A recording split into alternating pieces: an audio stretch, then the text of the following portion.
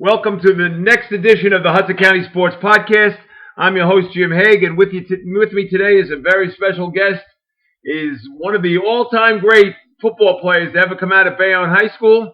They went from Bayonne to have a great career at the University of Iowa, and then from there became has a long-standing career as both as a football coach here in New Jersey and also in Kansas, and is now back in New Jersey as the head coach at Barringer in Newark. It's my friend Dwayne Williams. Dwayne, how are you doing today? I can't complain, Jim. How you doing? I'm doing okay. I'm glad to be able to talk to you. There's no question. All right, here's the thing. Last week's guest was Dana Hughes, who was one of the all-time great football players to ever come out of Bayonne.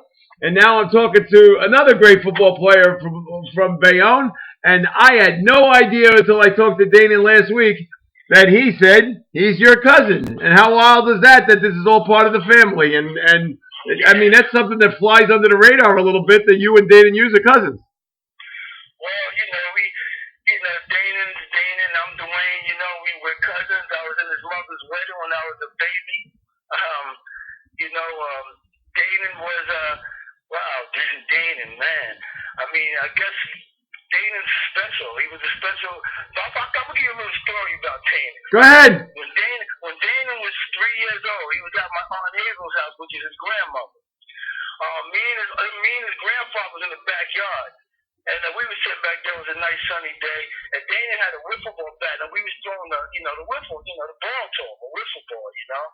And so as I came to the back, as his grandfather was sitting down, I got the wiffle ball, threw it to Dana, and he smacked the ball over the fence. I'm like, oh my God. At 3. At the age of 3. I want to say anywhere between 3 and 5 it was, Jim. I'm going to Okay. like that.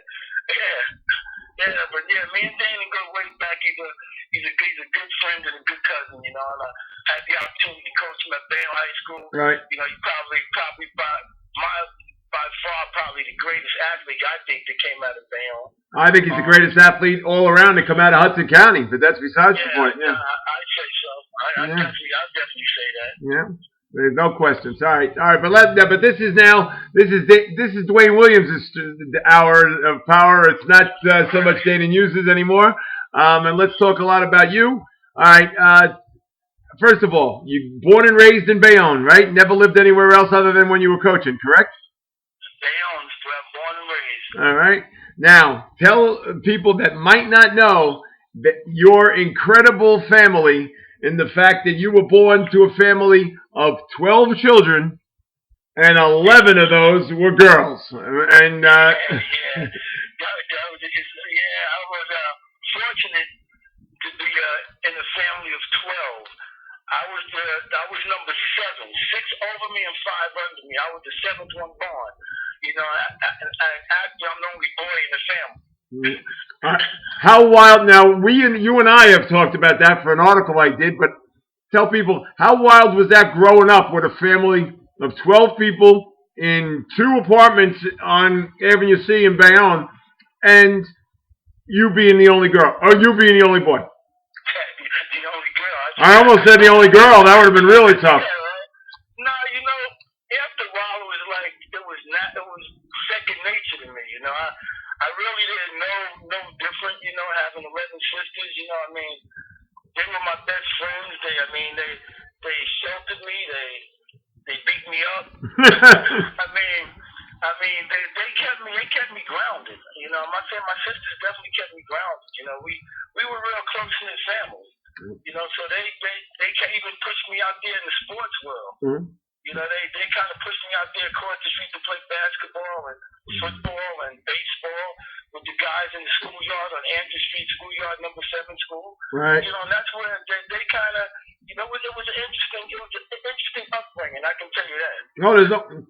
And for the article that I did a couple of years ago, your sisters explained that the 2 of you lived in 2 different apartments in the same apartment building on Avenue C, and some of them lived on one floor and some of you lived on the other because of... No, it was 411.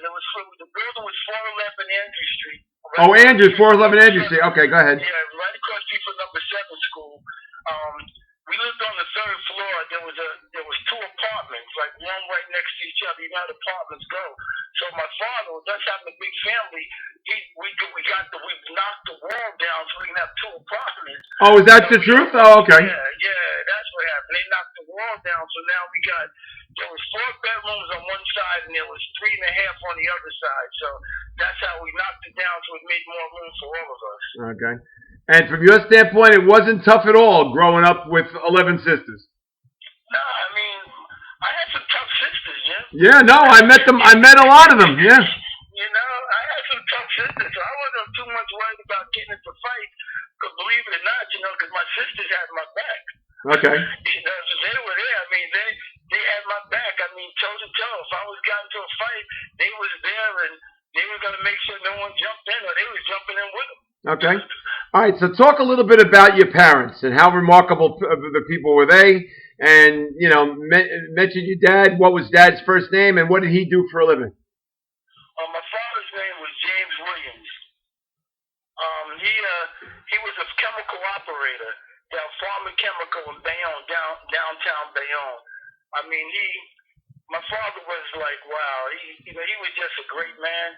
He guided me the right way. He never went out there and threw balls with play ball because he had a job to do.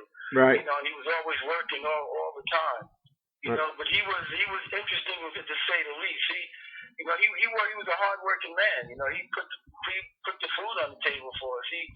He was the guy that got us going. I mean, that's a company really never wanted to disappoint him. Okay. And then Mom, God bless her. How old is she now? 92? 93? She'll be 91 on the 18th of this month. 91 years old, and she's still with us. God bless. Right? Yeah. Oh, she's my backbone. And what's her first name? Julia Williams. Okay. She's the heart and soul to us, man. She's the backbone. She's the foundation. She was a hard-working nurse's aide. Used to walk to work every day from Andrew Street to Bayonne High School, Bayonne Hospital on 29th Street, back and forth. And she was just a blessing. She made sure that she had something to cook. In the morning she would cook. She'd come home and she'd make sure everything was out there. She made sure that we washed the dishes. All I had to do was take the garbage out, Jim. That's not a bad task for 11 people, 12 people. I just had to take the garbage out. If I missed taking the garbage out, there was a price to pay for it. All right, now here's the heart and soul. All right, well here's the trivia question. You ready? Name all 11 sisters, and if you could do it in age order, that's even better. I'll go from the oldest to the youngest. Go ahead, go. All right. Judy, Cynthia, Patricia, Portia, Karen, Barbara, Lynn, Lori, Lisa, Maria, Mickey. I'm missing one, Jim. Uh-oh. Let me start all over, Jim. Go ahead. I'll go from the bottom to Margaret, Lisa, Maria, Lori, Lynn, Barbara, Karen, Portia, Patricia, Cynthia, and Judy. There you go. You got all 11. There you go. That's from the baby to the oldest. Yeah, because if you would have forgotten any one of them, oh my God, that would have been the end of it. Right? And it's been a fight. Yeah, and like I said, when I did the story for the Bayonne Peninsula magazine a couple of years ago, I got to meet a good portion of those, and we talked about what it's like to get together for a family reunion, and you have to rent a hall because of so many people that are there. The last time everybody got together, you said there were 75 people there? Oh, it's more than 75. You gotta understand, I got maybe, I want to say 125. 125. That's like a wedding. Go ahead. Yeah. It's interesting to say the least. I mean, we're a close-knit family. Whenever we have some type of function, we're all, basically everybody's there. A lot of times, a few of us might not show up, but for the most part, we'll have 75% of us will be there. Yeah, that's an astounding thing that you have that many people go to a family function. Thanksgiving must be a blast, when you got all those people there. Oh yeah. It is a blast. Matter of fact, right now we go from house to house now, Jim. Okay. Instead of us all getting together now, and everybody has their own separate families. So I usually go from house to house because I'm the only boy. I make my round of everything to everybody's house. That is great. All right, now let's talk a little bit about your background and your interest in sports, and it must have began at a very early age. And how old were you when you first started playing sports? And what was the first one of the major sports that you played as a kid, even just recreationally and not organized? What was the first of the sports that you played? Stickball, Jim. Yeah. Baseball and stickball across the street in the schoolyard. Okay. That was my baseball. Believe it or not, was my first love. Oh, really? Okay. Yeah, I played baseball for Assumption. I did in the Little League. I mean, I was pretty good at it. I was batting about maybe 400. I played 2 years in Little League, and then what happened was I got hit with the ball and I stopped playing. Oh, really? Is that true? That's how baseball stopped?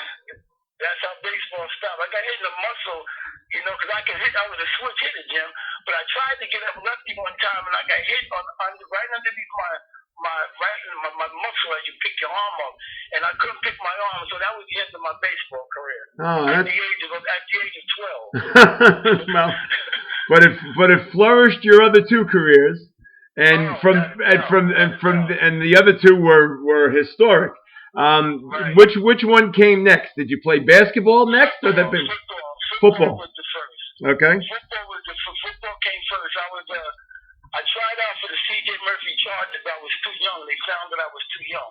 Okay. So they made me the water boy. I was 9 years old. So I was the water boy at the age of 9. Then the next year I played for the C.J. Murphy Chargers. We wound up winning 42 straight games. 42 straight games. And was that a weight limit team, Dwayne, or what was the? Yes, it was. You had to weigh no less than 70, no more than 100. Oh, okay. And I would imagine right away they gave you the rock. My second year. Second year. What was your first year? What was your first year? I sat behind a guy named Teddy Smalls. He played for Maris. He wound up breaking the record in Pop Warner. I think I was watching score maybe 30-some odd touchdowns. Wow.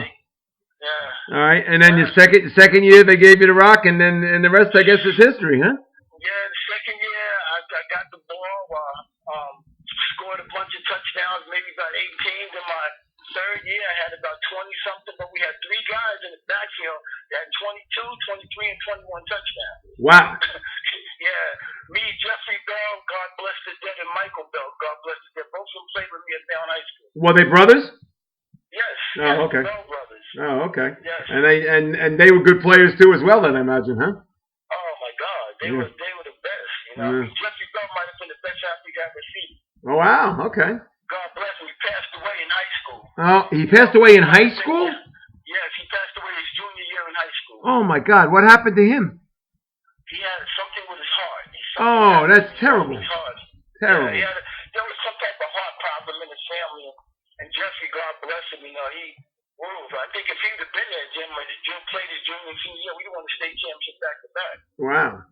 All right. By far. Okay, so now you're playing football, Pop Warner football. Then you graduated from like the Chargers was the lighter weight team. What was the bigger weight team? The Junior Bs. The next team was the Junior Bs. Now here's the funny story about this, Jim. See, when I was on the Chargers, I loved watching him. That's what made me start running the ball. Number one, I won number 22 through the part of Pop Warner because I just wanted to be like Gary Danback. Okay. So what happened was after playing in Pop Warner, I went to the Junior Bs. Funny story. When the Junior Bs, when they make the roster for the team, there's this little shack. I don't know if you've been out to County Park, but there's a little room we can weigh in at right on the top of the hill where the track used to be, right on top there. So Coach Rowland used to put the roster on who made the team on the door. Okay. Because we had a lot of guys going out for the team. So I'm walking down there with Grover Edwards, as we all go and see who made the team, who didn't make the team. So as you know, my last name begins with W. Right. So I'm looking on the list, Jim, and I look up and down the list, and my name's not on the list. Wow. So I'm like, I go to Coach Rowland, and I said, my name's not on the list. He said, you got cut. So I never played for the Junior Bs, Jim. You got cut. I got cut from the Junior Bs, Jim. Yes, I did. Oh, my Lord God. Oh, God. Yes. Jim, I got cut.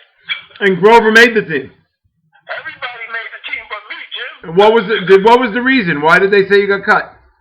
Well, Jim, I never really asked what the reason was, but I took my talent over to St. Mary's, Our Lady Star to see. Yep. And I don't know, and Vinny Smith.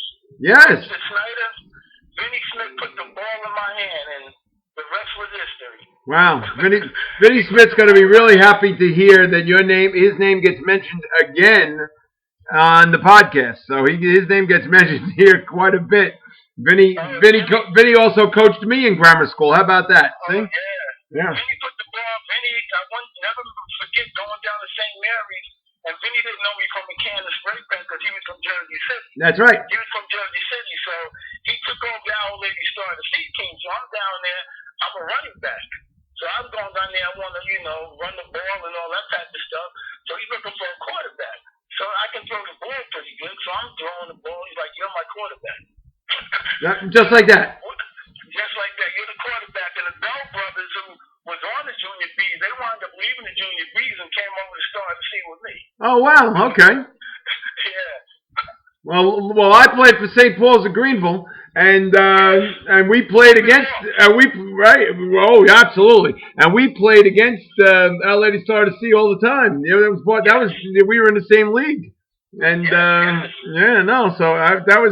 and Vinny Smith was my football coach at St. Paul's too as well. So he's still somebody I call coach, and he's my guy. Yeah, and he was best friends with our head coach, Billy DeFazio, who, as we all know, became the longtime basketball coach girls basketball coach at Marist High School. So I mean, it's amazing how everybody gets all intertwined. When you're in Hudson County and you're in the athletic field, everybody gets intertwined. So it's great that we mentioned me. Coach Smith basically saved my football career. Wow. He saved it. You know what I mean? Because I was done. I mean, I knew once I got cut from the junior B's, that's like you're the laughing stock, because I'm like, how that happened, but I never wanted to find out why. Jim, Coach Smith was like a blessing in disguise. He put the ball in my hand, and that's all I wanted. And the rest they say was history. Okay. Yeah. All right. So now you end up going to Bayonne High. And tell the story about what position you first played as a freshman on the freshman football team. Quarterback. Okay. I was the quarterback my freshman year at Bayonne High School. That year, the varsity team had Richie Demel and everybody on that team. That's that great team they had. Right. So I came in as a freshman quarterback. We had a pretty decent season. I think we won 7-2. Okay. That year. And we won 7-2, we had a great year. And the next year, God bless Mr. Tommy Lee. Oh my God, he's another mentor of mine. And without him, I don't know how he made it through Bayonne High School. Okay. I have no idea. But he put me in the defensive backfield my sophomore year. I started defensive backfield. After the first game, I didn't make a tackle. So I got taken out the game, And Jim, I never played another game. This is funny. My sophomore year, I started the first game against Middletown South. Okay. I didn't play the next game. There was 4 or 5 games that went by. I didn't even play JV until the 5th game against Memorial. Wow. JV game. You didn't even play JV either? What happened there? Because you were playing varsity. Well, me and Coach Ahern had a love-hate relationship. Okay. And after the first varsity game I played, I just sat the bench the next 5 games on JV and varsity. I just watched the game from the sideline. Then I had a friend by the name of Keith McKinney. Yep. Because I was about to quit. I was about to quit football for the second time. Because I figured ain't no sense in me being there. I'm not playing. So we playing the JV game against Memorial High School. Now I'm not playing quarterback. I'm not playing defensive back. So one of the kids, I think his name was Timmy Simpson, got hurt. So he was playing running back. So now I'm smiling, Jim. I'm not smiling because he got hurt, because now they're looking for someone to run the ball. And Joe McKenna says, give the ball, put Dwayne Williams in the game. Now this is with the varsity, not with the JV, right? This is with the JV. Oh, with the JV, okay. It's the JV. He put me in the game, the JV game. It's the first JV game I played. He put me in the just like we played, like I said, the fifth game of the season against Memorial. Timmy Simpson got hurt, so they put me in the JV game in the first quarter. Long story short, Jim, I wound up scoring 6 touchdowns and had over 300-some-odd yard rushing. Oh, my God. So the next game, after the game, Ahern brings me in his office. This is probably the first time me and him ever sat down and had a conversation. Okay. You know what I mean? Because Ahern was a busy guy, you know what I'm saying? So he brought me to the office after the JV game, and Gregory Hall, who was the all-county running back the year before that, was on Richie Demler's team. He says to me, brought Gregory in the office and says, we're moving Dwayne to two-back, which is the tailback, and moving you to three-back, which is the fullback. Okay. So my eyes lit up, Jim. I'm like, wow, you know? So that's when kind of my career started at running back at Bayonne High School. So that was 5 games into your sophomore year. 5 games into my sophomore year, I played the first varsity game, I played 1 JV game, then I started varsity. Unbelievable. And then from there on, you had, I guess the last 4 games of the season, including Thanksgiving Day, you had a great sophomore year. That's where you put your name on the map a little bit. Well, Jim, the road was pretty rough for me myself. But yeah, we played St. Peter's Prep. They had Greer on the team that year. Jimmy Greer. Yeah. Greer, yeah. We played Prep, we played Don Bosco, we played Bergen Catholic. In those 3 games, I might have had 100 yards every game. Yep. The sophomore. So then we played Marist High School. We wound up playing Marist High School. And then we played Marist High School. What happened was, Ahern didn't play me. He didn't play on Thanksgiving? I said that it wasn't Thanksgiving, it rained. Oh, okay. When it rained, so what happened was, we played that Friday night. Okay. And so as we walking down the hill, I didn't know everything. Practice was going the same. Everything was the same. So as we going down the hill, we go into the stadium, and he called the offense in the locker room, and he didn't call my name. So I'm thinking it's the seniors' last game. Maybe they're just gonna let them play, and I'll get in the game. Long story short, Jim, I sat there, watched the whole game from the sideline. And did you ever find out why from that? No, Jim. After that, I'm gonna tell you what happened. Go ahead. I didn't even want to know why, because I seemed like it was just I got cut from the junior B's. Here I go again. Okay. Here I go again. So the first person that came to my mind, I said, let me talk to my mother and father, and let me go to Marist.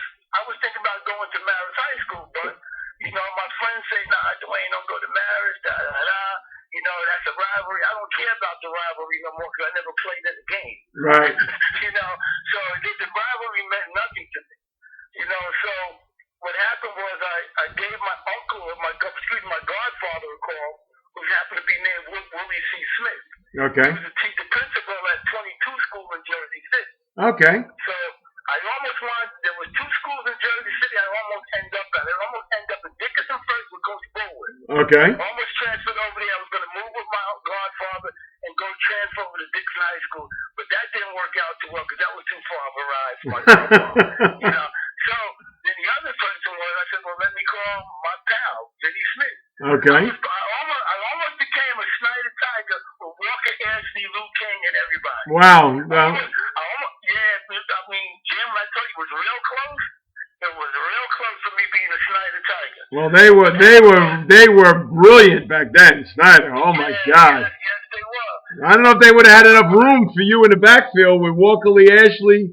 Walker didn't play the backfield. Yeah, he played a little bit, and then they had. No. Walker was the linebacker. Okay. Walker played linebacker when he played with guard and tackle. Okay. Yeah. And they had Miles Suber, and they had Stephen Hodnett, and they had, oh my gosh, they have talent. Stephen was underneath me. Okay. Stephen was a year underneath me. Matter of fact, Mr. Gillick, Luke King recruited. Luke King and Walker Anthony, who's originally from Bayonne, was trying to get me at Snyder. Okay. Because Troy Jacobs, a good friend of mine, was from Bayonne while I was playing basketball for Snyder. So it was almost a done deal. Yeah, okay. You know what I mean? Yeah, it was almost a done deal for me to go over there. Plus, my coach who put the ball in my hands was there, Vinny Smith. Yeah. All right. So Vinny Smith, they already knew the story about me. So, just going into my my junior year. So it was real rocky. And then Ahern came and talked to me. We had a long conversation. And like I didn't even want to know about the marriage game. All I wanted to know moving forward was, all I wanted was an opportunity to show what I can do. Right. That's all I wanted. I can't believe you didn't have that already, but that's besides the point. No, I didn't. And then my junior year, he gave me the opportunity, and I wanted to become an all-county. Yeah. Right. I finally got a chance to play. And even my junior year was a little rough, Jim, but I was able, go say and go. I was on the field and I was producing, so I guess that's all that mattered. That's it. Oh, and that's certainly you certainly produced as a junior, that's for sure. Because as you mentioned, you made all county, you made all group state.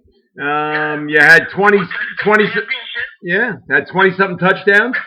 And your name became almost synonymous with Bayonne High School. You almost helped to put Bayonne on the map, right? We went to the first. My team, Grover Edwards was the senior. I was the junior that year. We went to the state championship and lost to Bergen Catholic. And in that game against Bergen Catholic, believe it or not, Jim, another situation happened to me. I run the ball 2 times and had 95 yards, one for a touchdown. I only ran the ball 2 times that whole game. Wow. In the Meadowlands. Yeah. I learned adversity. I learned to bite my tongue. I understood, what was going on. We had a decent team that year. I was all conference. I was all county. I was third team all state. We went to the Meadowlands. We had a great week of practice. Maybe the Bergenfield, right. They scored first, and then I remember they threw a pitch to me out the backfield. I took it like 85 yards down the sideline. I got the 2-point conversion, and then I didn't touch the ball no more. Wow. Okay. Strange. But, it happens. Yeah, it happens. Yeah, all right. So then talk about your senior year, and now you're being considered before the season even starts as a candidate to be the back of the year in Hudson County. And I guess that's something that you always aspired to be since you idolized Gary Danbeck and since you had a good friendly relationship with Grover Edwards. And those are two. Oh, is that true? Wow. Okay. Yeah, he lived next door to me. So me and Grover played from Pop Warner all the way through Pop Warner. I didn't play in the junior B's, he did, but we played in Pop Warner in high school. And I always told Grover, when the junior B's cut me, I said, the only time you're going to win a championship when I'm in the backfield. Yeah. And funny enough, we won the county championship my junior year when I was in the backfield. Yeah, so that. We wound up beating North Bergen. Yeah. It's funny part of that. We beat them twice my junior year. Wow. In the county, and then we beat them in the semis to go to the championship game. Right. Sure did. Okay. Sure did, yeah. And then, all right. So now go into your senior year. You have been hyped as being before the season year starts as being a possible back of the year candidate. And how much was that something that you always wanted to be, considering your associations with both Gary Danbeck and with Grover? Well, I can remember this day like it was yesterday. I had a great week of practice. Before the opener, before the first game. Before the opening game. Okay. And Ahern showed me a highlight he made of Gary Danbeck. Okay. Now, me and Coach Ahern had a love-hate relationship. He taught me a lot of character. We had a love-hate relationship. So what happened was he showed me the highlight of Gary Danbeck, and he played up at Memorial High School, I think it is. That's where he had that. It was raining up there that day. The field was muddy and all that, and he made some great runs on that field. So then he upped the game against Middletown North. They almost called the game off. It was pouring down raining. But it started clearing down at about 5:30, so they put the game on. It didn't start drizzling right before the game. So as the game started, Jim, long story short, I wound up scoring 3 touchdowns and having 200+ yards in the game. Wow. That was the first game, and that was the opener of the season. So as I'm walking up the hill with Mr. Ahern, and I was a cocky kid, I got to say, I was a cocky kid. I told Mr. Ahern, you might want to put my clip and get Gary Danbeck's highlight clip. I said, you might want to start making a highlight to me this year, Coach Jay. Coach Jay he was a funny guy. He was a good guy. He was a great guy. He taught you character, and he was a disciplinarian. Mr. Lee was a disciplinarian. Right. So, and I said that to him. He's like, we start going back and forth. But make a long story short, then I ran off about 5 games with 3 or 4 touchdowns. Right. In a row. In a row. Back to back. We would be. Matter of fact, we went 9-0 that year.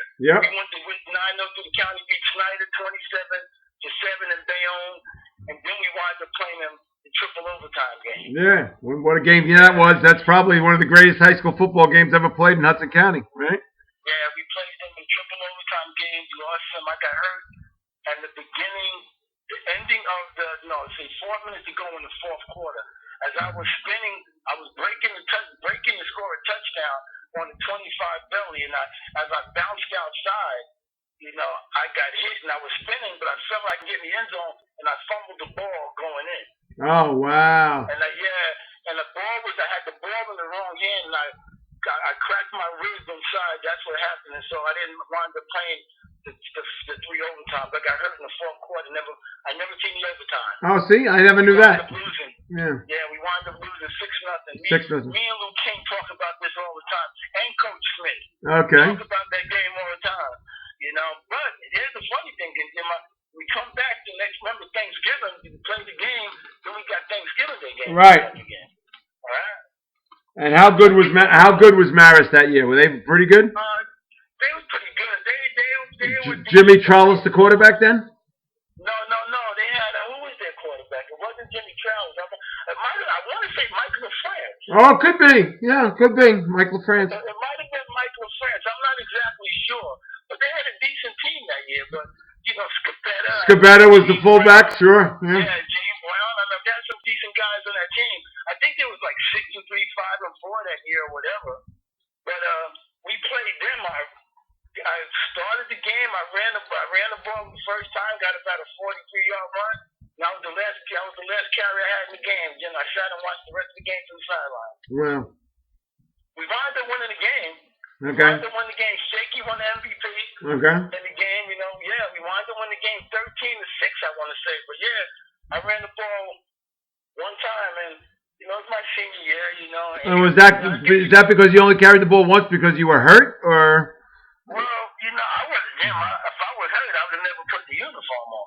Okay. I would never put it on. It was just, me and Donnie had a love-hate relationship, and I understood, I understood, they was, we lost the Snyder game. Now we're 9, and we was 8-1 going into the Marist game. Right. Then we wound up beating Marist. We ended that year number 6 in the state. Yep. Number 6 or 7 in the state. No, but at the end of the day, Bayonne built a lot of character in me. I got an opportunity to win a lot of games for Bayonne High School. I played in a lot of games, and it was a great time. For the most part. All right, so now won a couple of county championships too. That's for sure. All right, now turn the page on the football. And how old were you when you first started playing basketball? And are you also a product of, like every other kid that played basketball in Bayonne? Are you a product of the PAL? For sure. Okay. For sure. We are. All right, how old were you when you first started going to the PAL?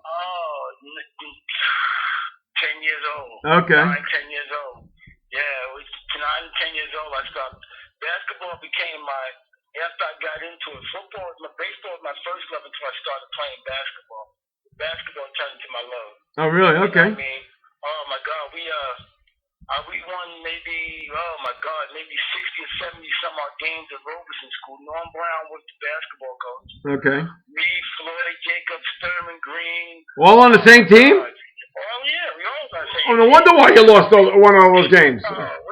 You, Floyd Jacobs, and Sturman Lee Green were all on the same team. Oh God. We were on the same team. We were on the same group. We Grover Edwards, the Bells. We had a team that was unbelievable. Wow. We lost one game. As a matter of fact, in our 3 years, in 6th, 7th, and 8th grade, we lost one game, and that game was St. Mary's. And the game we lost to St. Mary's, I didn't play that game because I had torn my ligaments in my knee. And John McGinnis was on St. Mary's. with the hair. The first game of the season. Okay. First game of the season. Yeah, but we wound up playing them for the Okay. Now obviously you probably guarded John McGinnis, but who covered his hair? Who covered who? His hair. John McGinnis's hair. Oh. I'm making a joke. How wild was that hair from him? He had the best white boy fro of all time. Oh yeah, he did. But they had a decent team. They had Joe Shockey on their team. Oh. JJ. Yeah. They had a pretty decent team. Mazzarelli, they had a decent Oh team. yeah. Okay. Yeah, they had a pretty decent team. Yep. Okay. You know? Yeah. And you played at Bayonne with the immortal Danny Liebman, right? Yeah, Danny. He was a year under me, Danny. Okay. Danny was a junior. Okay, but he was on a team, and now yes. at the age of 56, he just became a father again. How about that, huh?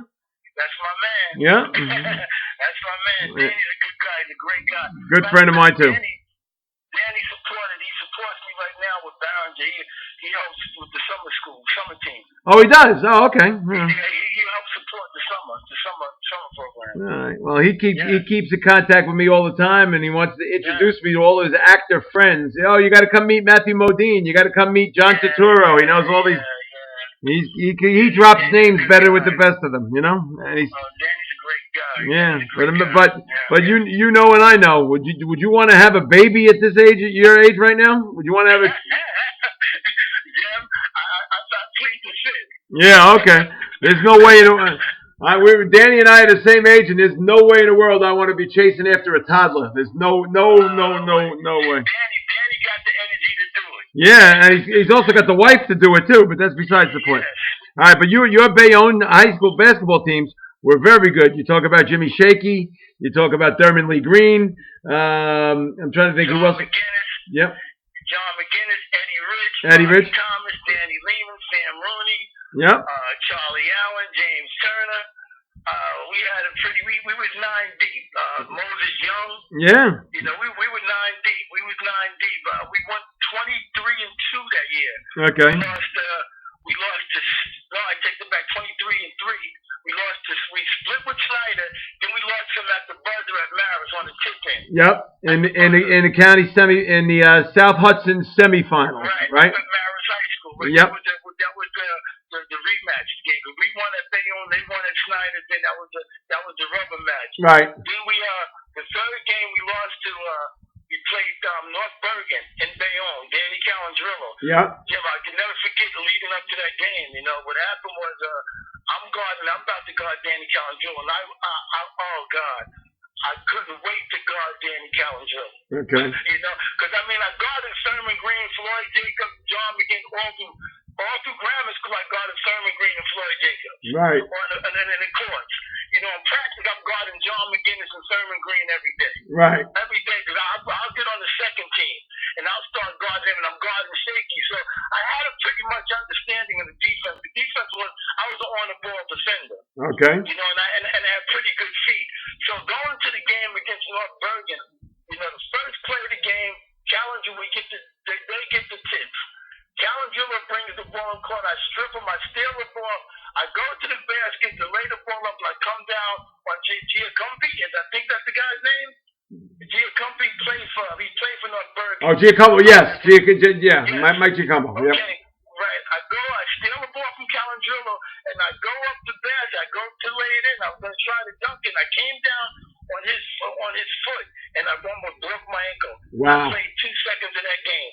Oh, man. And my high school career, football my senior year, I got hurt in the state game against Snyder with cracked rib, and I got hurt in the county championship, not the county championship game, but the state playoff game. We went to the state game by stepping on somebody's foot, so I never got a chance. My last high school game of basketball and football, I was on the sideline. Oh, that's horrible. That's really horrible. Yeah, but what was it like? I mean, you got to play for two incredible legends in high school. You got to play for Don Ahern, and you mentioned your love-hate relationship with him. But then, what was it like to play for that coaching staff that they had at Bayonne back then with Arnie Levan, Tommy Jacobson, and Phil Baccarella, and Timmy Mercier? I mean, those are three. You know, that's a great coaching staff, isn't it? Well, don't get me wrong. The thing was, Jim, And your car alarm's going off. Uh-huh. Your car alarm is going off. Oh, Jim, hold on 1 second, Jim. Go ahead. Hold on.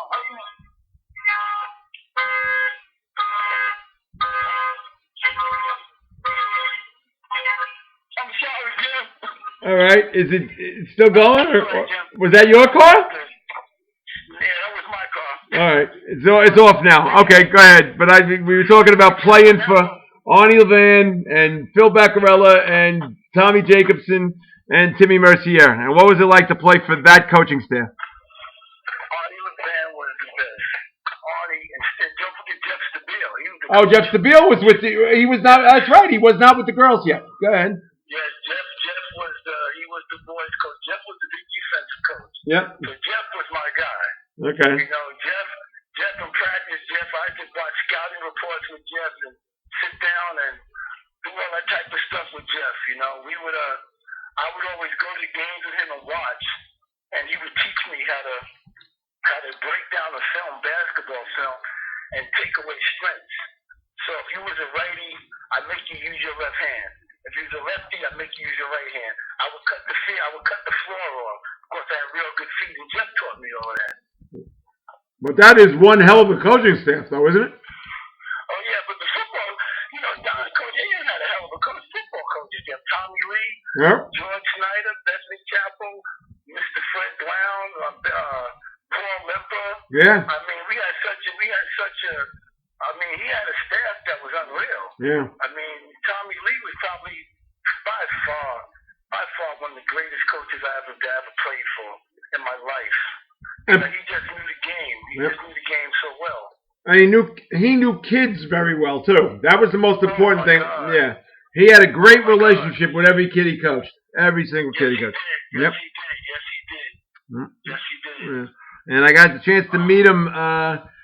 They had the Legends game last year at Bayonne High School, and Flip Taylor is introducing me to all these people, and he turns around and goes, he says, "And this name you might know is Tom Lee." And I went, "Oh my God, Coach! You know, I know everything about you. I don't think we've ever met, but yeah, he was. But that was a legendary people you got to play for, wasn't it? You learned a lot." Oh, yes. Yeah. Oh, yes, Coach Lee was by far one of the best coaches we had in our life. You know. Yep. I mean, you know, I don't know if Bayonne would have won many. I don't know if we'd have won as many championships. I'm gonna be honest with you. If Coach Ahern didn't have Tommy Lee on that staff. Right. You know, I mean, Tom Lee was just that guy. Yep. You know what I mean, he was the person that I could go talk to about anything. Not just me, but any one of us. Yep. You know, his door. I can go when I was feeling at my worst. You know, times I wanted to leave and things like that. I would go sit and talk to Mr. Lee, and you know, he was the one that would tell me it's gonna be all right. You know, you're going through something, and no matter what it is that you're going through, just understand that you're gonna be okay. The word is adversity. Tell me. Yep. The word is adversity. You know, you're gonna hit it. As long as you understand what the meaning of adversity is, you're gonna be okay, Dwayne. Okay. And, you know, he drilled it to me. You know, no matter what it's me and Coach Ahern went through, Mr. Lee was always there. Okay. You know, when he was always there. All right. So now your basketball career was also, you know, you were right there in terms of making All County and being one of the leading scorers on that great Bayonne team with all that talent that you said. And was there any thought at all of you maybe playing basketball in college instead of football? Oh, for sure. Yeah. For sure. Jim, I got St. Peter's College. That's what I was thinking. St. Peter's College was looking at me because of my being an on-the-ball defender. There was Fairfield was looking at me for being an on-the-ball defender. You know, Hofstra. Okay. You know, they was looking at me. You know, and you understand. I ended up down with about 890 some odd points. I took about 5 recruit trips back then. You could take all these recruit trips. Yeah. I missed 5 basketball games. Every time we played a team that was weak, Thurman Green would always say, "You can go to the game. Go on your recruit trip this week." You know, but I made sure that we do all the tough games. You know, that I was definitely there for my teammates. Cause me and Thurman played in the PAL. We won 3 championships in the PAL. We won 3 championships at Robeson School, and we definitely wanted to finish up our career at Bayonne with the championship. But you understand, Floyd Jacobs, who was at Bayonne High School his freshman year, made transferred all county. Transferred to Snyder. Yeah. Transferred to Snyder. Yep. And that was like the huge scandal. How in the world could Floyd Jacobs end up going to Snyder from Bayonne, right? And correct me if I'm wrong. Weren't Thurman Lee Green and Floyd Jacobs related? Floyd was Thurman's uncle. Okay, yeah, I knew that. Yeah. Yeah. And it broke our hearts. When Floyd went to Snyder, we sat up in Floyd's mother's house, me, him, and Thurman. We just sat in his mother's house like, this can't happen. Yeah. This can't happen. And understand this, Thurman sophomore year, he didn't play until like the last 6 games of the season. We wound up going 5-1. Really? He didn't play? Why was it? What was the reason? He didn't play because Thurman had a heart murmur. Oh wow. Right, he had a heart murmur, and he had a heart murmur, and then like he got cleared. I think we upset Ferris, and that's the year Snyder wound up winning. Okay. We upset Ferris. We had Strickland that year. Came back. That's the game he came back, and Thurman must have dropped about 25 points. Yep. Vinny Gale was on that team. Yeah. That's the team Vinny Gale was on. Thurman dropped about 25 points, and we wound up going 5-1 with them. We lost to Sayed Tech, I want to say, with Jose Sosa. Okay, yeah. Jose Sosa. I went to the game with him with Coach DeBeal to watch him score 48 points against Rory Sparrow. Yeah. In the Passaic County Championship. Long story short, Jim, I had to guard him that night. You had to guard Sosa? Yeah. Sosa, I held him to 11 points. Okay. I was on the ball defender and I was physical, so that wasn't too much a problem. Plus, he didn't have no left hand; he just had a jump shot. Okay. So, it was easy to defend that, especially playing Hudson County. That's like playing in the Big East. Yeah. Oh no, there were some great teams back then when you played. Gosh, they were great teams and great guards. Great guards, I guarded, and you're right, Jim. That's what made it easy for me to guard him. I guarded Luke Griffin. Yep. I guarded Herman Sumter. Yep. I guarded, Danny Calandrello. I guarded Floyd, Jimmy Shaky every day in practice. Right. I guarded a guard-oriented, league. Yeah, especially that year. Yeah. Darryl Strickland and Danny Calandrello and Luke Griffin. And I don't know whether or not you got a chance to play against them, but Chuck Wilt from Weehawken and yes, I played against Chuck. We scrimmaged him. Yeah. And I remember we scrimmaged Nick Gallis, who played for you. Nicky Gallis, yeah. There was a lot of guards out there, so So playing against going to Passaic County, that didn't scare me. Yeah. I'm looking at him like, dude, you just don't know how to deal with all year. Yeah, all year long. Yeah. Okay. Yeah. All right. Now, how did football then overtake basketball in terms of recruiting, and how did Iowa then get interested in recruiting you? Okay, what happened was Grover Edwards, crazy story, Jim. Well, Grover Edwards lived right next door to me. So right. Everybody who was recruiting Grover Edwards that year, right. It was my junior year. So everyone would come to Grover, and back in the day, it's not like it is today, where you got the huddle and stuff like that. You got huddle and stuff like that. Right. What happened was, when they watched the film, they say, "Who's number 13?" Okay. Who's number 13? So every Grover says one of my best friends, he lived next door to me. So every recruiter that went to Grover's house came to see me and said, "We'll be back to see you next year." So that right there gave me the incentive to get better in football. So I seen Joe Paterno, I seen Buddy, I seen Bo Schembecker, I seen Woody Hayes, I seen Bear Bryant, I seen every coach that came to Grover's house. They stopped by at my house right after they left Grover's house. Okay. The funny story about Iowa. The funny story about Iowa was this here. Grover Edwards was about to sign with the University of Iowa. Now, here's the funny. Wow, I never knew that. I thought he was Penn State all the way.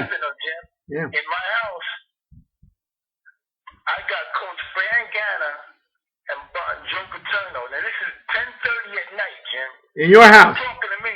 Yeah, they're talking about recruiting me next year. Okay. Now, in the meantime, upstairs is Bernie Wyatt and the head coach at the time, Bob Cummins, University of Iowa, finishing sealing a deal with Grover to go to Iowa. So once they left, Coach Paterno looks out my window and he sees them leaving. They go upstairs and sign Grover. Next day in the paper, Grover Edwards signs with Penn State. That's a true story. Wow. That's a true story. And then, so then Iowa became interested in you because of they're interested in being interested in Grover. That's how it started. I was interested. Every coach that recruited Grover was interested in me. Okay. Whether from everyone, like I said back in the day, when we had the reel to reel. Yeah. So when you watch the film, they was watching Grover was a quarterback and I was the running back. Right. So they would say, wow, you can't like in a huddle thing, you can cut it up and take this part, that part out. Right. You can't do that. You got to watch the whole reel. Yep. You got to watch the whole reel. So they see that I can block, I can catch, and I can run the ball. So they had me there playing. Every school that came through to see Grover, they came through to see me. And every school would say, I'm going to come and get you next year. I'm going to come and get you next year. I'm going to come and get you next year. Okay. Now, Iowa, the thing about Iowa was, the funny part, I wasn't going to take the recruit trip to Iowa because I was going to sign with Tennessee. Really? Okay. Fred Dreyer. I was going down to Tennessee. What happened was I was a big Tony Dorsett fan. Yep. Johnny Majors wound up taking the job, leaving Pitt. Right. He was going to go to Pitt first. He wound up leaving Pitt, then he went to Tennessee. Right. So what I did, when Johnny Majors went to Tennessee, what I did was Tony Dorsett called me up. He was recruiting me. First he recruited me to go to Pitt. Now he's recruiting me to go to Tennessee. Okay. So I'm disappointed. Now that must have blown you away, Tony Dorsett calling you. Yeah, I was on cloud nine for about a month. I was on cloud nine for about a month. I mean, you talking about your idol. Gary Danback and Tony Dorsett. Come on, I couldn't get no better than that. Right. So I'm Tony Dorsett, Heisman Trophy, just won the national championship, went to the Dallas Cowboys, won the Super Bowl. Come on. Yeah. Rookie of the year. I'm talking to him, on the phone. So it's a done deal. I'm going to Tennessee. It's a done deal. I don't care. I don't even got to go see another school. But Lou King talked me into going to Iowa. Okay. To Iowa with him. Lou King. So when I get on the plane to Iowa, on the plane is me, Andre Tippett, yep. Lou King, Bobby Stoops. Yep. Yeah, so we all go to Iowa, all up there on this recruiting trip together. Joe and Lucy, another guy who played the season on prep. Yeah. If I'm not mistaken, Chet Polavecchio might have been on that trail on that plane with us. Oh, really? Yeah, Chet might have been on that plane if I'm not mistaken. But anyway, we get to Iowa, and what happens is we have a snowstorm up there. Okay. And I didn't like Iowa at all. I'm like, Lou, I'm ready to get out of here, Lou. I'm ready to go. We're going to Syracuse next week. I know it's going to be cold as fuck up there. Excuse my French, Jim. I know it's going to be cold up there, but I do want to meet Art Monk. I'm going to go, yeah. So Lou's like, so we're over there, me, Tip, and all of us, and Victor Holloway is another guy who was on that trip. Yeah. So we're sitting in I never get the hotel. It's pouring down, snowing. So now we had to delay. We had to stay a whole another 2 days. Okay. So we're in there. So I remember Tippett, Bobby Stoops. Never forget the story. Bobby Stoops, Tippett comes in there. Lou King. So we're all talking like we're this good, and everybody wants us. Why can't we just come here and turn this around and we all like good? Let's do it. And that starts, sprinkling around that starts sounding like that's a good idea. That's a good idea. That's a good idea. And just so happened, that's what we did. We all wound up signing. Everybody kept calling everybody on the phone. He's going to Iowa. Yeah, we're going to Iowa. We're going to Iowa. Luke, you going to Iowa? Tick, you going to Iowa? Yeah, we all going to Iowa. 7 o'clock in the morning, the governor from West Virginia called me up. Governor Rockefeller from West Virginia calls. I was going to go to what about going to West Virginia? Because Nick Saban recruited me and Lou King. He was to West Virginia. He was the defensive back coach at West Virginia. Oh, I didn't know that. Okay. Yes, he was seeing me play Snyder, and he said I was on the ball defender because I was guarding Andre Addison, and he looked at me, wanted me to play defensive back with him at West Virginia, and so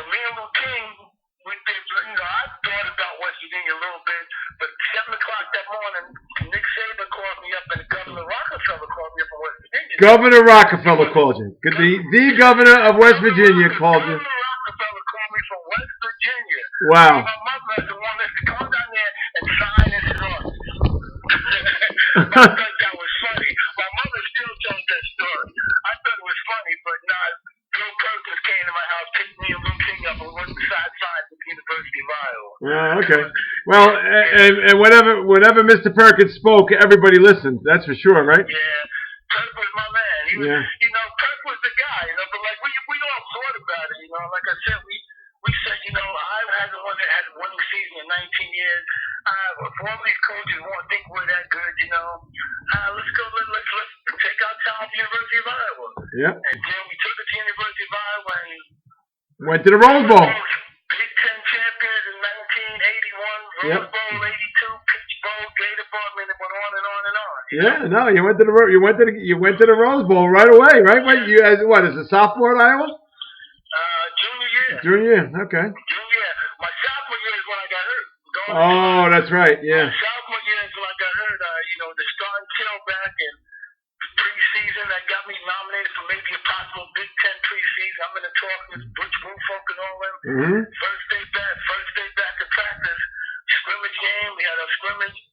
We had about 100 some of us rushing. Chuck Long called the audible. Linebacker came and I hit the linebacker. My whole shoulder just popped out. Yep. And that was, and honestly, that was the injury that ended your career, right? Pretty much. That was the one. Yeah. That was the one because it kept popping out. And back then, you understand, you're talking about 81. You're talking about back in 80, 70 or 80 or about 81. The year we went to the Rose Bowl, that spring. So that would have been the spring of 80. The spring of 81, yeah. We went to the Rose Bowl. Yeah. The spring of 81, I had my shoulder surgery on my shoulder. And so what they did back in the day, they pull your ligaments, they staple my ligaments to my shoulder. Like I still got a staple, three staples in my shoulder. Mm-hmm. So, as far as the surgeries back then, it was totally different. So Dr. Albright, who was the doctor at Iowa, sat with me and my mom and said, it's probably a possibility that's going to come out a couple of times, but he'll be okay. So they put me in a harness, and that limited me from catching the ball like I was able to catch the ball and do some things, and it frustrated the hell out of me. Yeah, no, and that was probably your biggest strength was catching the ball out of the backfield. Yeah, at the backfield, yeah. Because no linebacker was going to cover you. There's no way in the world a linebacker. Yeah, because I had a decent 40 time. Yep. So they wasn't going to cover me. But the best part about it all was, we decided I used to come to practice every day, and Coach Fry used to look at me and say, to call me number 23. He said, 23, you ready to run that ball today? And I'm like, Coach Fry, you know what I'm saying? Because, everything in my whole world just was rocked, you know what I'm saying, Jim? But what I did see, as I'm looking down the other side of the field with Luke King and them on the defense, I'm looking at these guys practicing. I'm looking at everybody scared to run against Tippett, Luke King, Bobby Stoops, Mel Cole. We had a hell of a defense that year, Mm-hmm. And we went from nothing to like the number 3 defense in the country, and there's a reason why. Yep. So as I'm looking at them down there, any defense with Andre Tippett on it was damn good, right? Oh yeah. Tippett was that guy. Yep, he was that guy. So what I did, I had to look down there, and so I remember, I'll never forget, we was in the cafeteria, and so Coach Snyder, comes and talks to me and says, how you feeling? I'm like, I don't know, Coach Snyder. I'm saying? I'm really debating on this thing, because my head, I was going through all these things, Now, mind you, too, that's Coach Bill Snyder, the head who became the legendary head coach at Kansas State, right? Right, exactly. So what happens is I go talk to Bernie Wyatt, who recruited me. And Dan McCarney, who used to be the coach at Iowa State, who was the defensive line coach. Right. And Barry Alvarez, who was at Wisconsin. Right. He was the line. So I'm in the defensive meeting with them before practice one day. Bill Brazier is the defensive coordinator.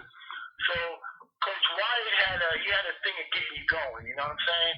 So Coach Wyatt said, well, what are you doing now? You don't want to play football no more? They came over here to Iowa, you don't want to play football no more? So he was kind of sparking that fire, So what I told him, I'll come down there and get 100 yards and you're number 2 defense in the nation. So this is what they were trying to spark. Okay.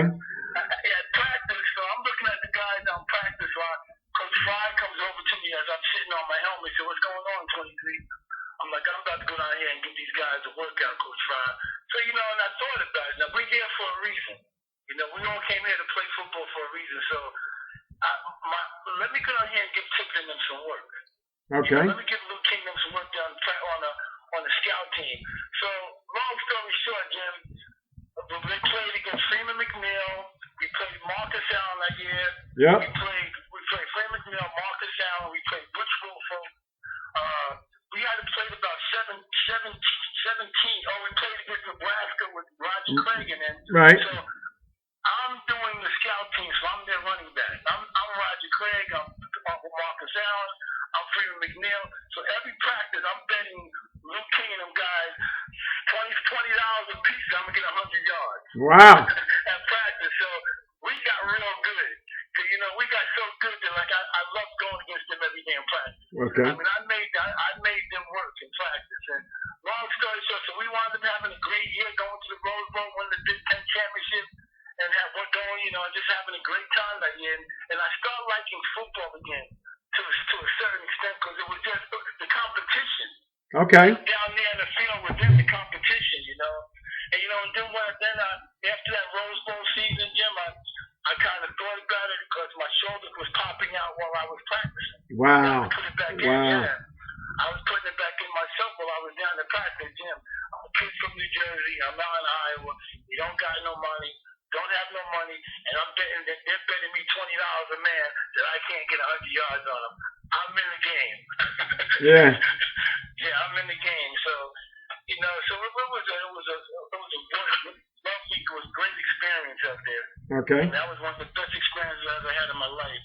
And I left a lot of memories, a lot of friendships, And a lot of talent. How about that?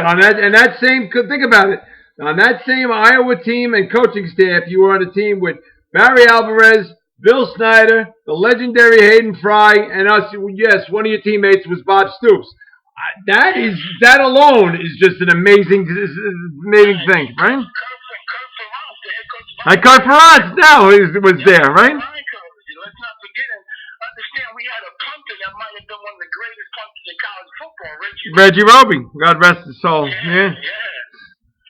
So he kept the defense in a good spot. Yeah, there's no question. All right, so then you come back home, and did you know right away that coaching was something you wanted to do once you realized that your playing career was over? No, Jim, know what happened? I came home, and Bayonne High School, Bayonne had the teachers strike. They had the teachers strike. I came home, I remember going to see Mr. Lee.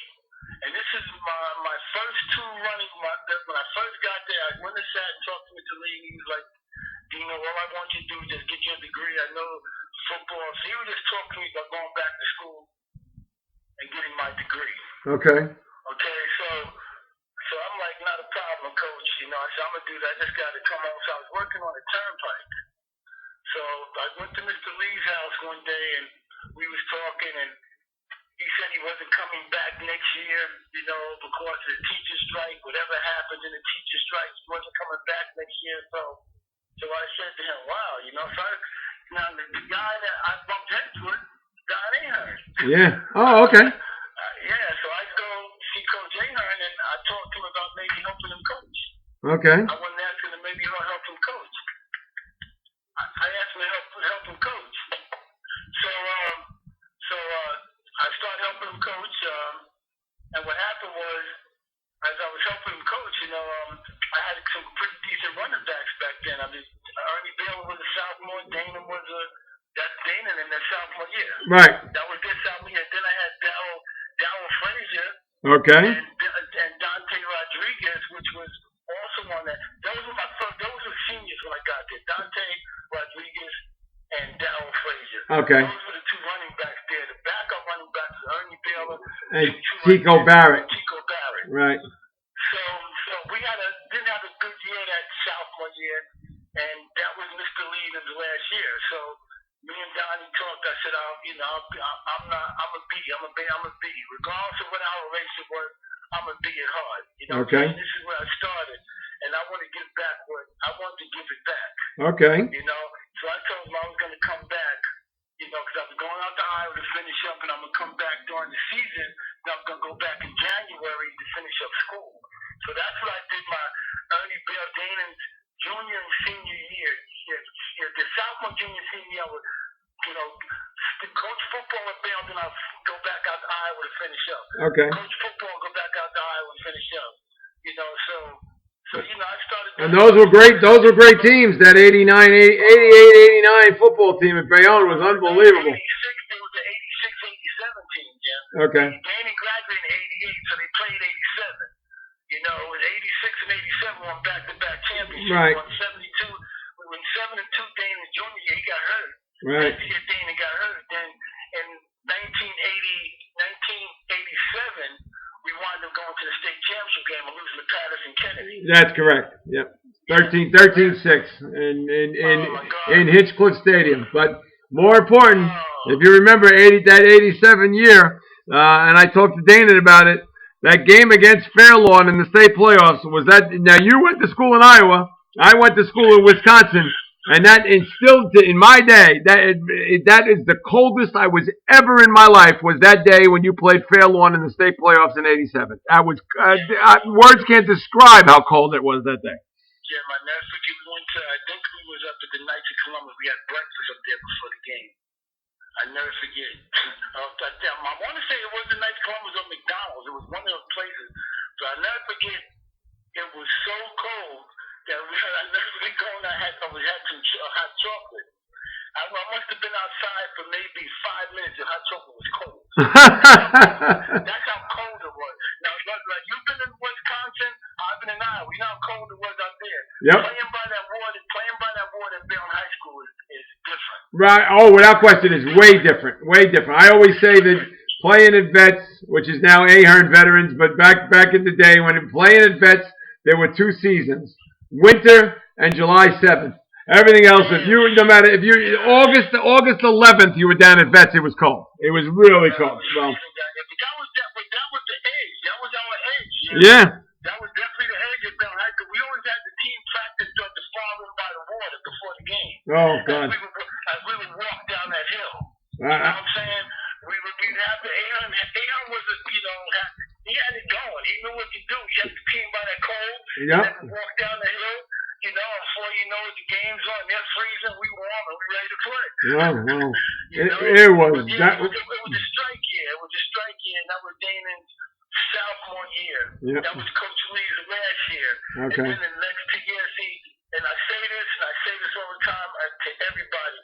Had Tommy Lee been there the junior and senior year, we won the state championship back-to-back year. Okay. We had a defensive coordinator come up, I think, both of the big team, Hector Morales. Oh, sure. Oh, Hector was a great coach. Yeah. Okay, he came in.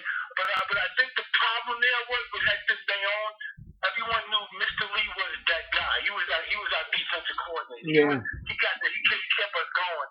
And even though we had enough talent to win county championship, he was that guy that would have got those 2 teams over the hump. I was there with them. Yep. He could have got them over the hump because he was special. He knew those kids since they was kids. Yep. And he had a great relationship with the kids too. There's no question. That was key. Yep. And one of his biggest regrets, he said, was not coaching Ernie Baylor, which is probably one of the greatest football players I've ever seen in my life. Oh, he was a man amongst boys. There's no other words to describe him. He was unbelievable. He was unbelievable. And you and Ernie Baylor had something in common. What was that? Oh, well, here's the thing with Ernie. When I came back to Bayonne to coach, I got with Coach Ahern. He gave me an opportunity. He gave my football coaching opportunity. Right. Without that, who knows if you would have ever been a coach, right? Yeah, man. Yeah. See, so those 2 years, what happened? Ernie, the scoring record at Bayonne High School. Right. I flirted with it with Gary Danback, and I might have had the score, but I wanted to make sure because I didn't know if I had to or I didn't have it. But I knew there was a couple. Ernie needed a certain amount of touchdowns to hit the scoring record. Okay. So the Thanksgiving Day game that I never played in, Jim. Right. Yeah, the Thanksgiving Day game. I take that back. I played in one Thanksgiving Day game. I got to take this back. In my junior year, I played in the Thanksgiving Day game at Bayonne. Okay. I scored 2 touchdowns and had 197 yards rushing. Oh, okay. And they gave the MVP to touching the ball. Oh my gosh. Yeah. So anyway, Ernie Baylor's senior year, he needed 2 touchdowns, I think, to break the record. Coach Aaron sat him out because we was blowing Maris out. Yeah. We was blowing Maris out, you know. So I snuck Ernie back in the game a couple times to get the record. Oh, okay. Yeah, I snuck him back in the game to get the record. He deserved it. Right. You know, he deserved it, you know. But in terms of what I was thinking very easily, what did you and Ernie Beeler have in common? Running the ball? Yeah, no. How about just simply, what number did Ernie Beeler wear at Bayonne? Ernie won number 23 in Bayonne. That's correct. And what number did you wear in Iowa? I won number 23 in Iowa. Yeah, so that's the number, 23. Yeah. That's what you had in common. Yeah. I won 23. The reason why I won 23 was because of Thurman Lee Green and Jeffrey Bell. Oh, is that really the reason why you wore 23 in Iowa? Yeah, okay. I won 23 because Jeffrey Bell passed away, one of my best friends. That was the last number we had at Star to see. And Thurman Green won number 23 when he played for Bayonne High School. Yeah, that was his number. Right, and I remember you trying to get 22 when you got to high school because of Dambeck and it was taken, right? Right. Keith McKinney had it. Keith McKinney. Yeah. And I won number 13 at Bayonne, believe it or not, because of Elaine Carroll. Oh, is that true? Yeah? Yeah, she's my cousin, Elaine Carroll. Elaine Carroll's your cousin too? Yes. Oh my God, we're gonna if we stay here all day, we're gonna find out that you're related to everybody. Yeah, well, her birthday's March 13th. Oh, okay. Number 13. Yeah, her birthday's March 13th. And she's the first. Go ahead. Go ahead. I was gonna say she's the first girls basketball superstar ever at Bayonne High School. She was the first one ever. Yeah. She's the pioneer. She started it all. Yep, without question. She was the real deal. She used to beat me up every day in the schoolyard. Yeah, without basketball. Yeah. Oh yeah, she was the real deal. But you know, I had a great opportunity to come back again to Bayonne. You know, after Ernie Baylor and was able to coach Darryl Frazier's son, Brian and Brandon Smith. Yep. You know, and they wind up breaking. I was their running back coach, and they wind up breaking Ernie's record. You know, I told Ernie, your record's about to be broke. Right. I said, I'm back here coaching Bayonne again. I'm gonna get you a record. He said, no. I said, you're gonna get the record's about to be broken by the guy that you took spot in the bat for, Darryl Frazier. His son's gonna break your record. How ironic was that, Jim? Yeah, I know. And then, incredibly, that team, what's that, 2002? They ended up being the first ever Bayonne team to win a state championship. Well, Jim, they say that's a little bit. The Bayonne team in '67 or '68 or '69, I'm not sure. Before they had the playoffs, Group 1 and all that. Yeah. Bayonne and Clifton were co-state champs in that year. Oh, okay. If you go back in the record book, I want to say it's 68 or '69 team. Okay. 67, 69.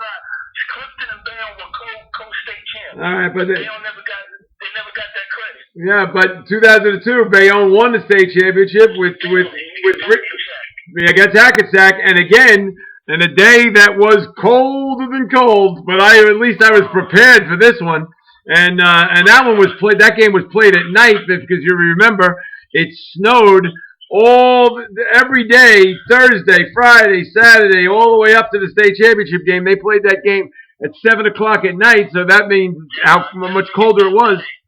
And the snow was all over the field, and they couldn't barely get the snow off the field. They weren't going to let trucks onto the field to plow the field, so there was snow all over the place. And if you remember, the only person who didn't slip and slide all over that field that night was Brandon Smith. He was the only one. I'm gonna tell you the story why, Jim. Yeah, I know the reason why. Go ahead. That was December 7th. Yep. 7 o'clock. Never forget the game, Jim. So we're practicing. We're out there. We're doing some stuff. So the guys come and they check the cleats. Yeah. They check the cleats. So the referees came and checked the cleats. So once he left, we took the cleats up a couple of inches. Yeah. No. Better yet, Ricky Rodriguez, the head coach, gave Brandon a set of spikes and said, "Here, wear these." And what were they? They were baseball spikes, the metal spikes, and nobody checked his feet. What we did, we spatted him up again, so yep. He go ahead and do what he has to do. But in that game, I had Brandon Smith, I'm the running back coach. I said, there's something happen for you. He said, what's that? Number one, winning the state championship. Number two, Ernie Baylor is the all-time leading scorer at Bayonne High School. You have to score 4 touchdowns in this game. You have to score 3 to tie and 4 to score, 4 to break his record. Okay. Brandon's father, Darryl Frazier, who was the first back, him and Dante Rodriguez, the first guy that came back to Bayonne, the coach, was at the game that night. He came into the locker room. And so it was ironic. I said, well, Darryl, you got a chance to get back at Ernie Baylor. If you make sure your son scores 4 touchdowns tonight to break Ernie's record. He's going to score 4 tonight. If Ernie Baylor's record, he's going to score 4 tonight. Long story short, Brian had 260 yards rushing and 4 or 5 touchdowns to break the record and won the state championship. Yeah. And I remember interviewing him after the game and said, why were you able to run on this field and nobody else could? And he goes, I don't know. Coach Rodriguez told me to put these on and just go and run. And I said, what? And he picked his feet up and we looked. And sure enough, they were metal baseball spikes. And we went, uh-oh, you know. So. Yeah. That was a special team, too. Yep. That team is pretty special. But, Jim, I'll be honest with you, I have Richie Demlin and probably had the best linemen, the best all-around football team Bayonne that I've seen at Bayonne High School. But they say the 60, 70, 68 team that's supposed to win the state championship. But Ernie Baylor's team was probably the most talented Bayonne High School team that I ever seen. I agree. I agree. There's no question. All right. So now talk a little bit about your coaching career and incredibly how it's gone all over back and forth. And first of all, I guess your first chance to become a head coach, ironically, comes at Marist, right? Yeah, Marist High School. All right. Yeah. And what was that like telling your friends that you were going to coach the arch rival? Well, Larry Rico, God bless him, he was the one who gave me the opportunity to be the head coach of Marist High School. Right. Yeah, what happened was I had left Bayonne just after the state championship game. I had left Bayonne and I had got a chance to, Larry Rico called me up. First I was going to prep with Hanson. Okay. I was going with Hanson to prep, but then Larry Rico called me up and asked me if I want to be the head coach of Marist High School. So I told him, sure. Hanson says it's going to be rough there, Dwayne, but, I'm like, well, I'm from Bayonne, so that makes it easier for me more so than anybody else. Yep. Because I know the Bayonne Pop Warner, what I'm saying? Probably half the guys in the city are probably related to me. Yep. That as was just proven. Go ahead. Yeah, so I didn't go over there, and first year we struggled, won about 3 or 4 games, if I'm not mistaken, but the second year we got a chance to into the playoffs, and we lost in a triple overtime. We went to the semifinals, that the next year. Yep. I got coach of the year. We had a decent team, and we played. Like I had that whole team coming back the next year. But the following year after that, I guess they had Larry had gone. They got a new AD. Mm-hmm. They got a new AD. And what they got. I think the biggest coach. He was the new AD and what happened was, he wanted another guy to coach. So I called up Coach Schneider and called up Bob Stoops. Bob had a job for me in Oklahoma. My daughter Camille, by my only marriage out there in Iowa, she was in Kansas City finishing up her master's. Okay. So I called Coach Schneider up. Coach Schneider said, Dwayne, there's a job out here. I got a job for you at the at-risk program at Schlegel High School in Kansas City, and there's a football job that might be open. So I'm like, all right, Coach, I'm coming out. So long story short, I wound up going out there coaching the football team. And just to say that again, Schlegel is the name of the high school. Schlegel High School. Right. Schlegel. Okay. Kansas City, Kansas. Right. First year we won 4 games. Won 4 and 5. Next year we won 6 games. The next year we won 8 games. Then we won 9 games. Okay. I won coach of the year 2 years out there, back-to-back years out there. Had 2 running backs that won for 2,000 yards. One almost won for 3,000 yards in the senior year. Both with a couple of major college players. Put about 32 kids in college on scholarship out there. Wow. About 32, and those 4 years, about 32 kids got full ride scholarships while I was out there, you know. All right, and you were 4 years at Schlegel? 4 years as the head coach at Schlegel, yes. Okay. All right, but it was something about it that you wanted to come home, wasn't it? I got the double hip surgery, you know, and a lady by the name of Julia Williams. Oh, that's right. Okay. My mother, she's 90 going to 91 now. You know, she's getting up there in age, so, my family, my grandkids, my daughter, I wanted to be around them, Okay. I had opportunity to get with my daughter Camille in Kansas City, and was out there with her for 5 years, and we created a relationship that we lost.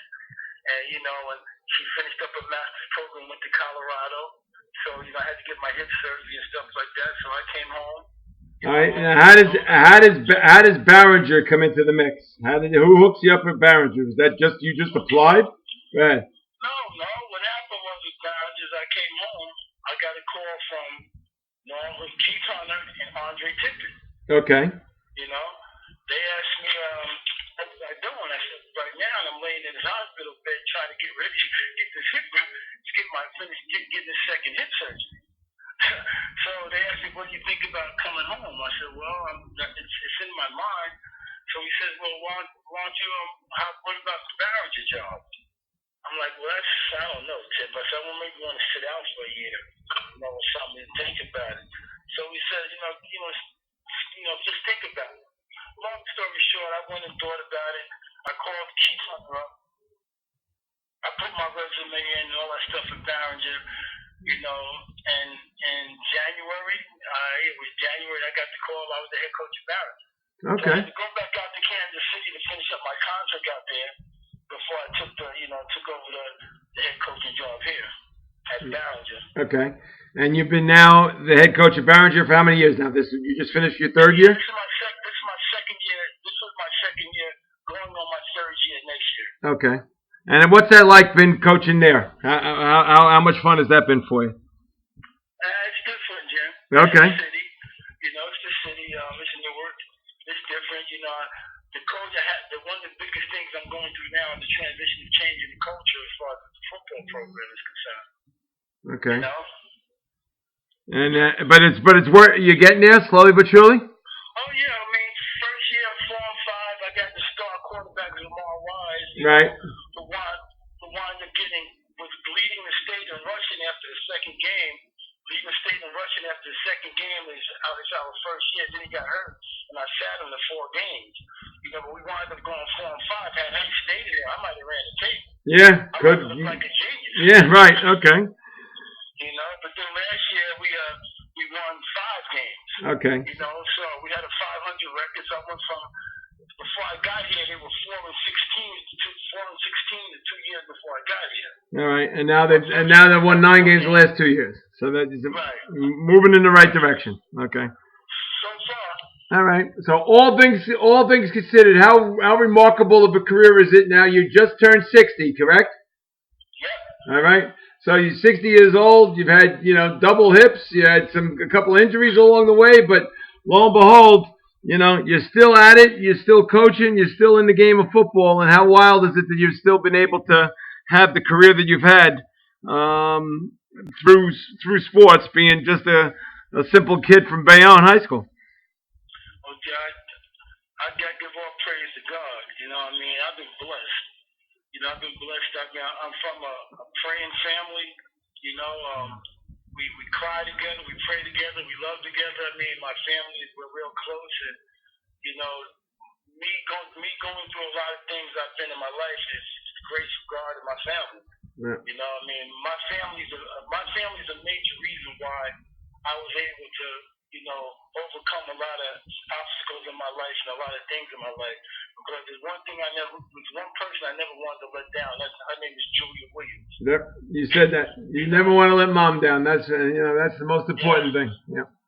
So. Yeah. Well, Dwayne, this was a great trip down memory lane, that's for sure. And I appreciate you taking. We're only supposed to be doing it for an hour, but we were on the phone for an hour and a half, so you know how good of a trip that was.